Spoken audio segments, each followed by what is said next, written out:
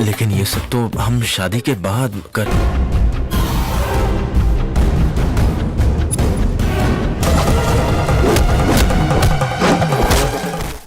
Hai everyone, welcome to Ombre Walk Story. Semoga kalian sehat selalu dan diberikan rezeki yang berkah ya. Kali ini Om akan membahas alur cerita film trailer, horor, psikopat, komedi, gendal-gendul yang diperankan mbak-mbak mantan bintang film 3GP, Sunny Leon. Film yang berjudul Gina keluaran tahun 2022 ini mengisahkan tentang kisah seorang cewek misterius yang datang ke sebuah desa dan mengaku sebagai cewek yang pernah tinggal di desa itu pas masih kecil. Tapi keanehan demi keanehan terjadi ketika tuh mbak-mbak nenen gede mulai kebelet kawin dengan seorang cowok kampung yang urakan, utangnya banyak tapi ganteng. So, mau tau ada misteri apa di film ini? Nggak usah pakai lama, bember Ombre Walk Story.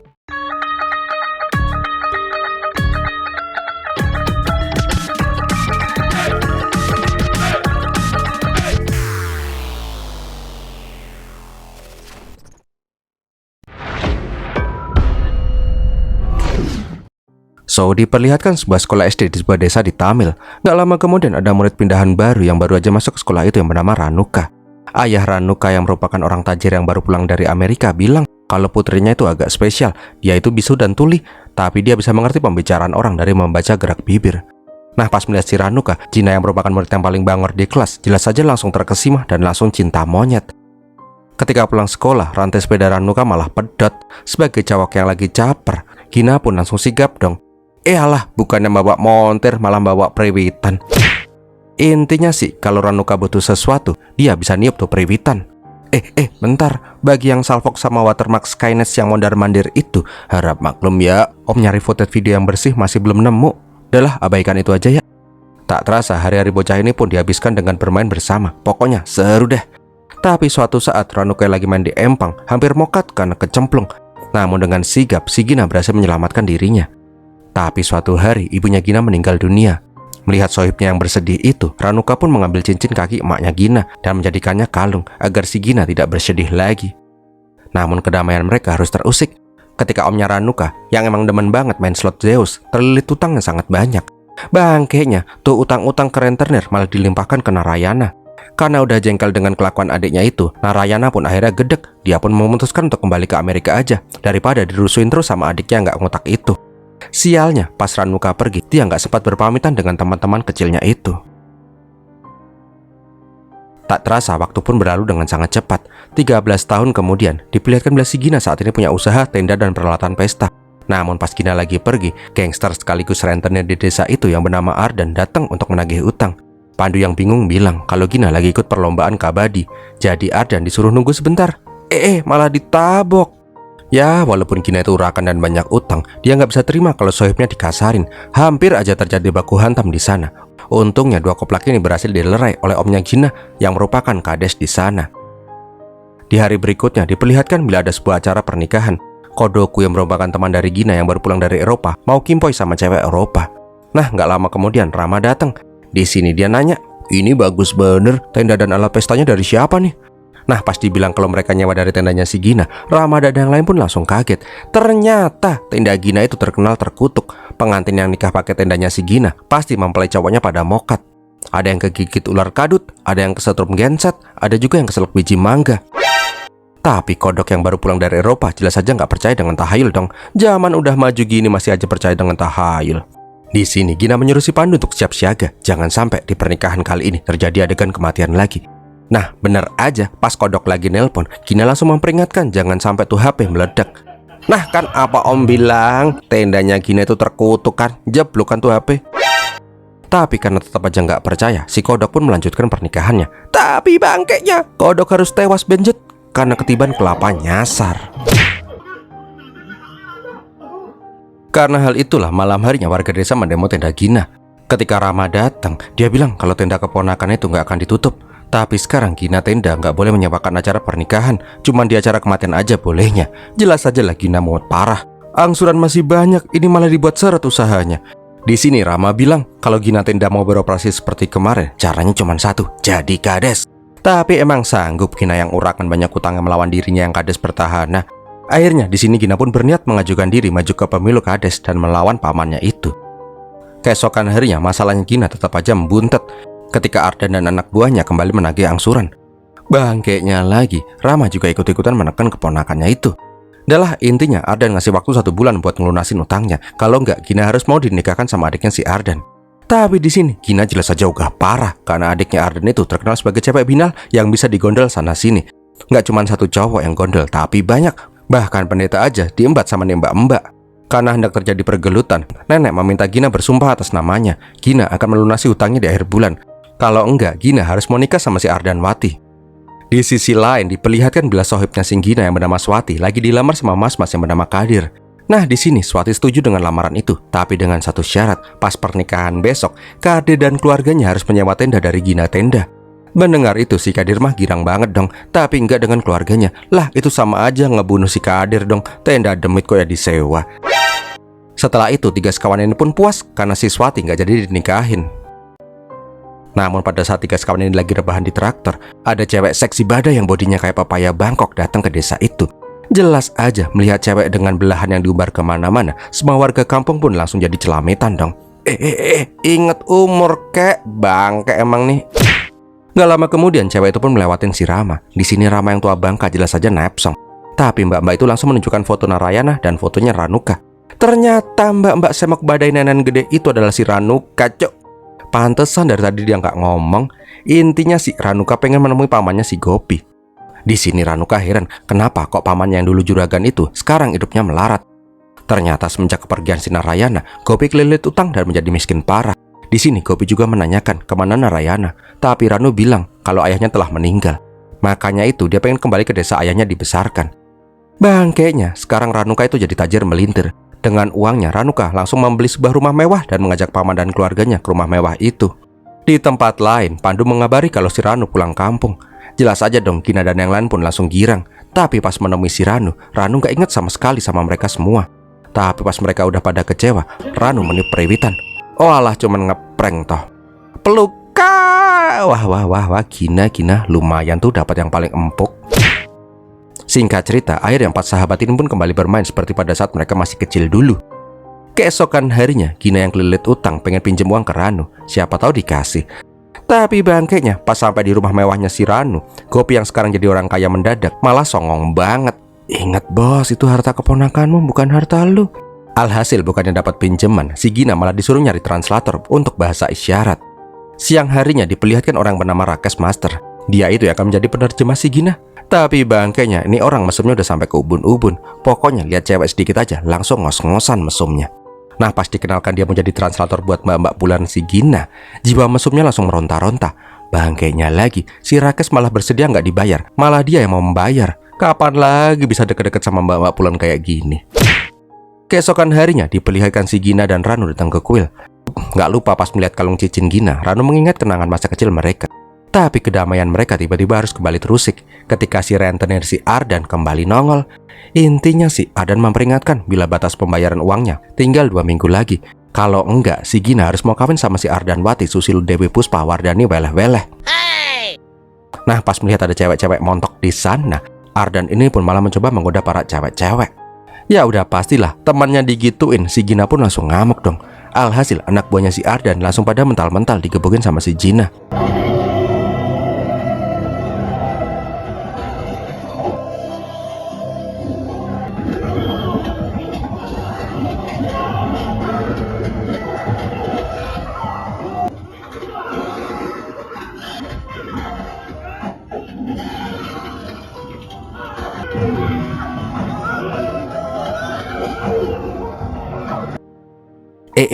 Tangan, oh dasar, pasti empuk tuh tangan.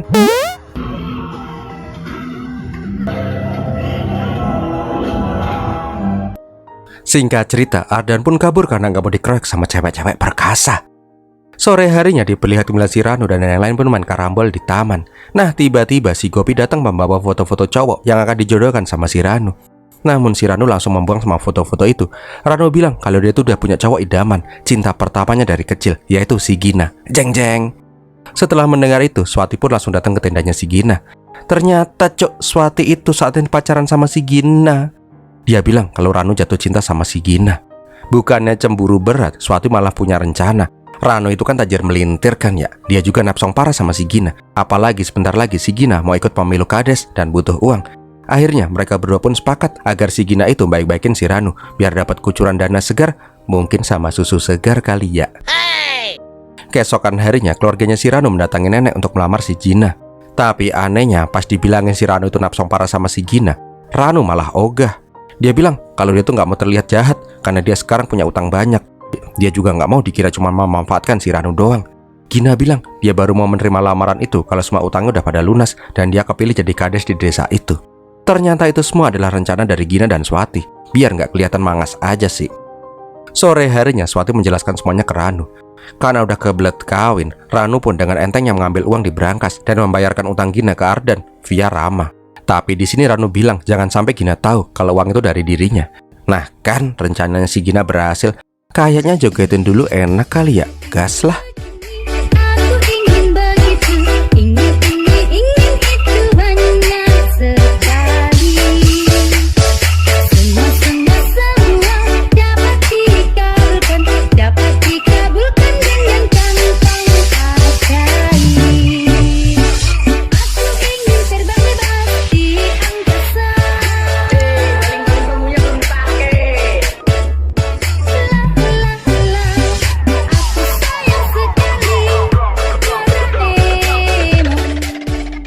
Keesokan harinya si Gina pun datang ke rumah si Rano. Nah pas di taman si Rano langsung pengen nyosor si Gina. Rakes cok, gimana perasaanmu mau tukeran iler harus ditranslate dulu sama nih orang? Kan cengok. Karena nggak mau tukeran iler sama si Rano, Gina pun bilang dia itu masih perawan, perjaka. Dia hanya mau tukeran iler pas sudah nikah aja. Wah mas, rezeki nomplok kok dianggurin. Tapi nggak lama kemudian pas Gina sampai di rumah, dia malah kaget banget karena neneknya bilang sebelum pemilihan kades Gina dan Rano harus tunangan dulu. Wah kok malah jadi tambah kacau gini ya. Nah beberapa hari kemudian diperlihatkan bila ada 3 orang mas-mas sangar yang turun dari bis. Dengan mencurigakannya mas-mas itu menanyakan rumahnya si Rano. Tak sengaja pembicaraan itu didengar oleh si Gina dan Pandu. Karena merasa ada yang nggak beres, Gina pun ingin mencari tahu kenapa tuh mas-mas serem pengen nyari si Rano. Dan bener aja, di tengah hutan mas-mas itu sadar kalau dibuntutin. Ya udah deh, mereka pun gelut.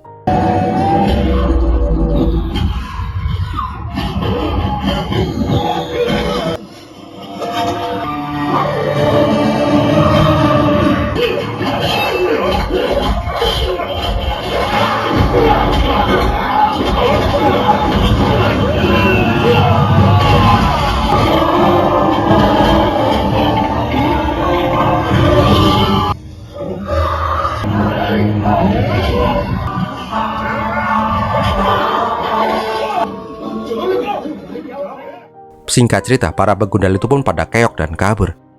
Ternyata orang-orang itu adalah pembunuh bayaran yang disewa oleh si Gopi untuk membunuh si Gina. Oh dasar om bangke, udah diangkat dari kemiskinan malah pengen ngebunuh keponakannya yang semok. Malam harinya dibilangin belas si Rakes udah nafsu sampai ke ubun-ubun.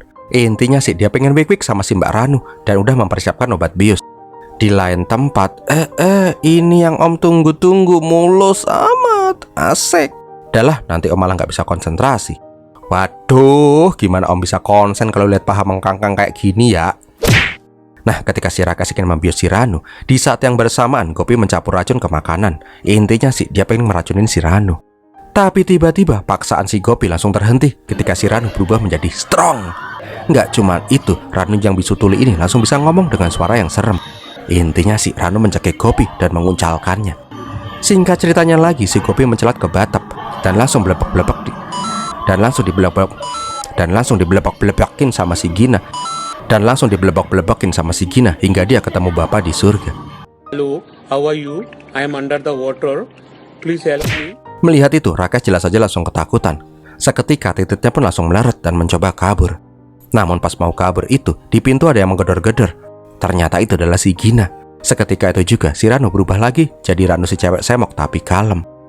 Keesokan paginya, si Rakes masih ngumpet. Intinya si Ranu malah ngerhaid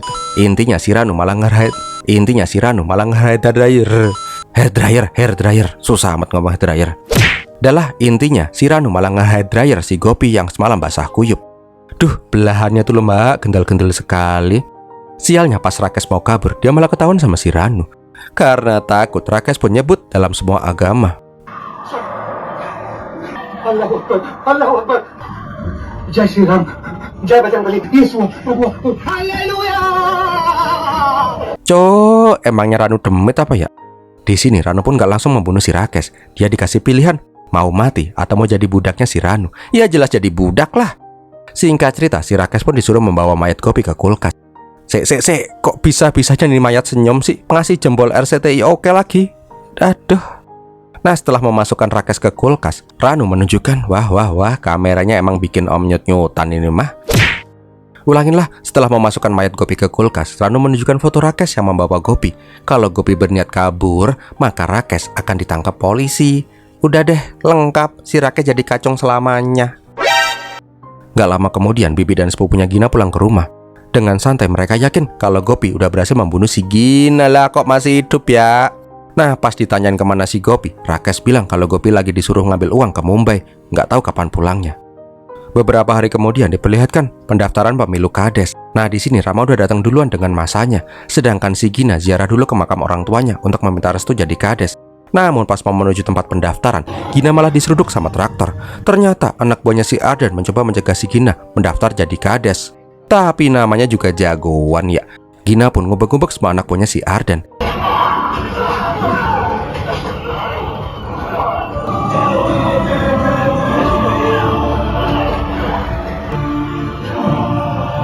Singkat cerita, waktu pendaftaran pun sudah habis. Nah, pas petugas mau menutup gerbang, dengan epiknya si Gina salto dan berhasil masuk ke dalam. Ya udah deh, si Arda dan si Rama harus nyengir karena rencana mereka gagal. Tapi di sini Rama nggak hilang akal, coy. Dia bilang kalau Gina itu nggak tahu malu, maju pemilu tapi kok disokong sama cewek yang naksir dirinya. Rama bilang kalau utangnya Gina dibayarin sama si Ranu, bahkan biaya kampanye Gina juga bakalan ditanggung sama si Ranu. Nah, pas ada yang menjelek-jelekan si Gina, si Ranu udah mau berubah jadi psikopat lagi.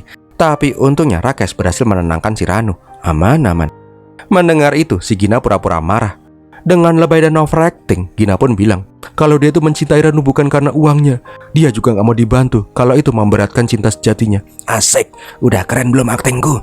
Tapi bangkainya, karena kelebayannya si Gina itu, Ranu malah bilang kalau dia gak akan mengucurkan uang sepeser pun demi menghormati harga dirinya si Gina. Modar rawi. Di gudang, Swati jelas saja ngamuk-ngamuk dong. Gara-gara Gina yang lebay, sekarang mereka kembali kere gak punya duit. Karena kepepet, si Gina pun bilang kalau dia akan menggunakan plan B, walaupun dia males sih aslinya, yaitu mencuri dari berkatnya si Ranu. Keesokan harinya, Gina dan Pandu menemui si Ranu di rumah. Namun tiba-tiba Bibi bilang kalau sepupunya si Ranu yang bernama Biji akan datang ke sana. Gak lama kemudian, mas-mas yang emang kayak biji peler datang ke sana. Pokoknya ini mas-mas songong banget dah. Diketahui juga bila Biji dan yang lain itu gak akur dari kecil. Karena pas dulu masih bocil, Biji emang udah songong banget. Pernah suatu hari, kalung emasnya Narayana hilang dan Biji menuduh anak-anak kampung yang mencuri. Tapi emang bener sih Gina yang ngembat, tapi tujuannya buat menjebak si Biji. Karena hal itulah Biji dan anak-anak kampung ibarat kata kayak kucing sama terenggiling, ribut mulu. Nggak lama Ranu keluar. Namun di sini Biji nggak mau percaya begitu aja, karena Ranu yang dia kenal itu adalah cewek alim, kalem, imut-imut. Sekarang kok gedenya montok seksi melenuk kayak gini sih ya.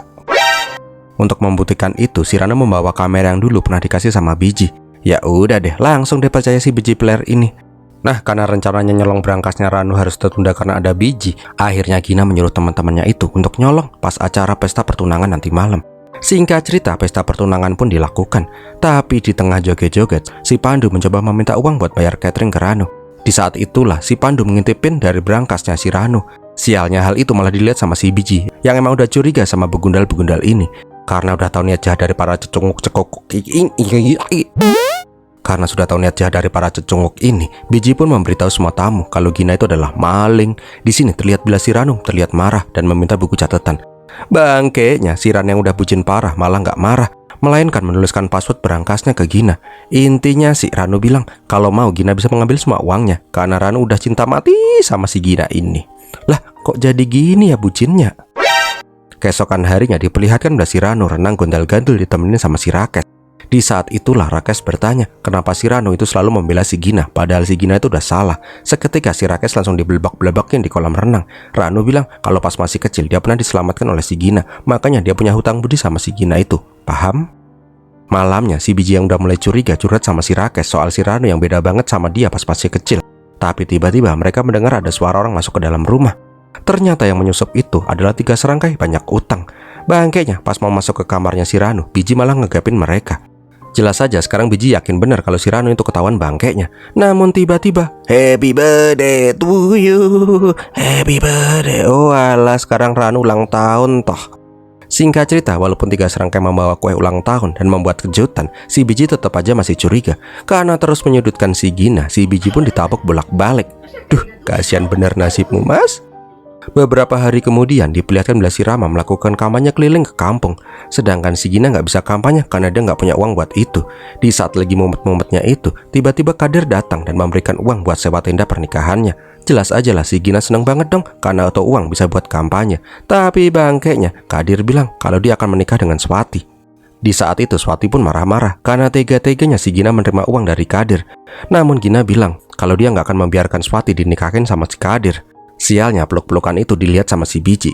Jelas aja lah si Biji langsung ngamuk-ngamuk karena sepupunya mau ditipu sama si Gina. Tapi pas lagi ngamuk-ngamuk di rumah, si Ranu malah langsung masukkan demit psikopat lagi.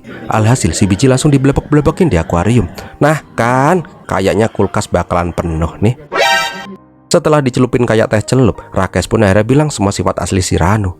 Bangkainya lagi, pas Biji mau ngambil bir di kulkas, dia malah ngeliat si Gopi lagi pose RCTI oke. Ya udah deh, sekalian aja si Rakes nyeritain semuanya kalau Ranu itu adalah psikopat. Nah pas ketika makan malam, si Biji langsung kicep karena ketakutan. Tapi nggak lama kemudian sepupu dan bibinya Ranu datang. Dengan entengnya mereka bilang kalau Gopi barusan telepon mereka dan minta uang lagi ke Ranu. Jelas aja lah si Biji dan Rakes langsung kaget. Lah Gopinya aja lagi ngadem di kulkas kok. Singkat cerita, tuh 2 manusia benalu dikasih uang. Begitu juga dengan si Rakes yang dikasih uang segepok. Ternyata si Ranu menyuruh si Rakes membeli 2 kulkas lagi buat ngawetin sepupu dan bibinya itu. Nggak lama kemudian si Gina ngajakin si Ranu buat ngerayain ultahnya. Joget gendal-gendal dulu kayaknya oke nih.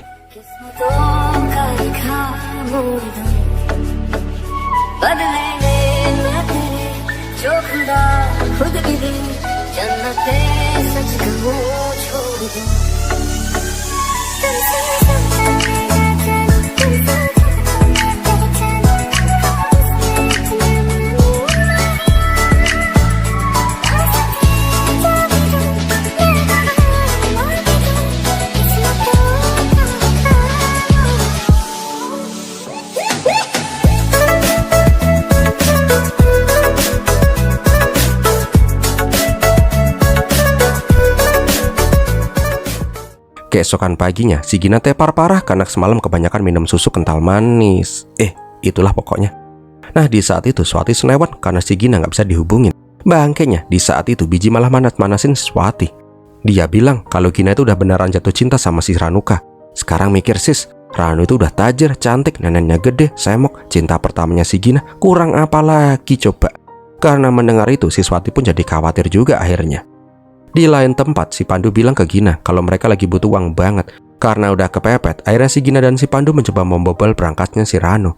Tapi pas sudah berhasil ngebatu uang di berangkas, Gina menyadari bila si Ranuka itu bukanlah si Ranuka, melainkan Ruby de Souza. Dilihat dari pasportnya. Wah, siapa lagi nih?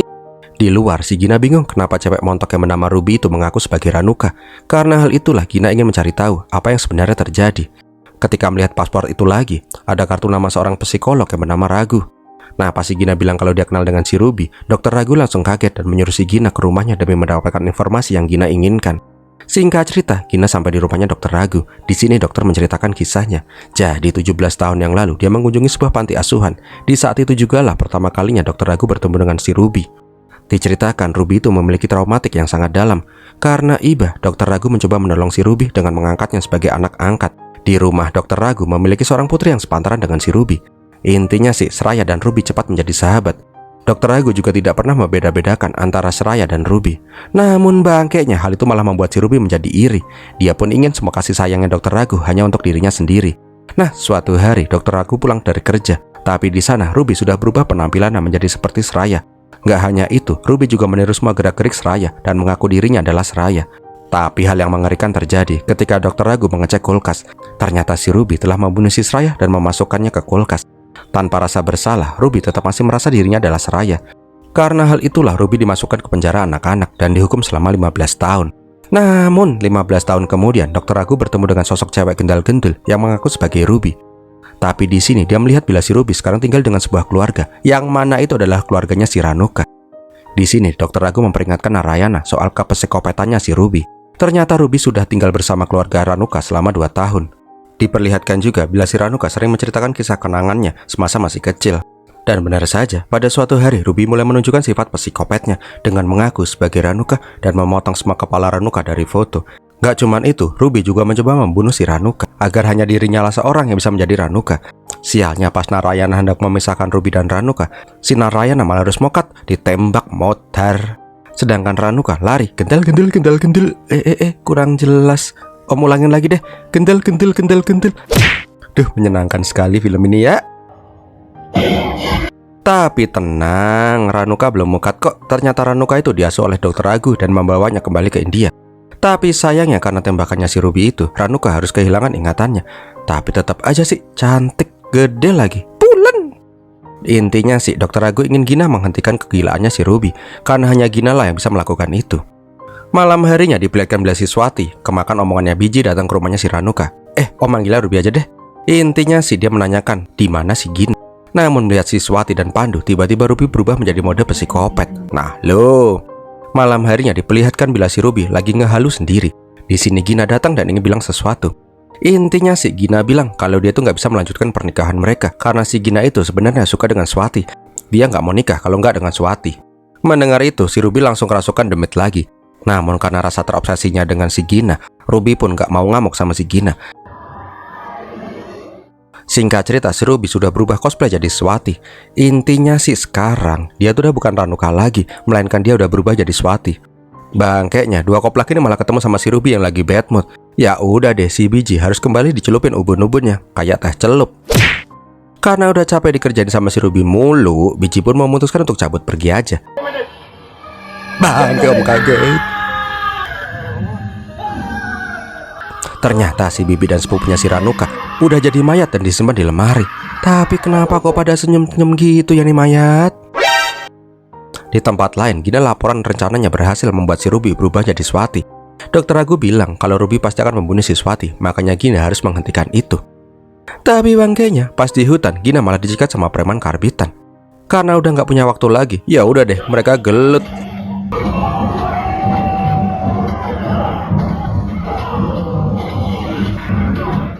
Singkat cerita, Arda dan anak buahnya pada kalah semua.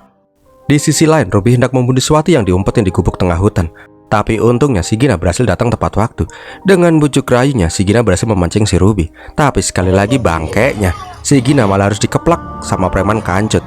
Melihat Gina yang dinakalin, si Ruby pun gak terima. Alhasil dia pun langsung berubah jadi Wonder Woman versi Vrindavan.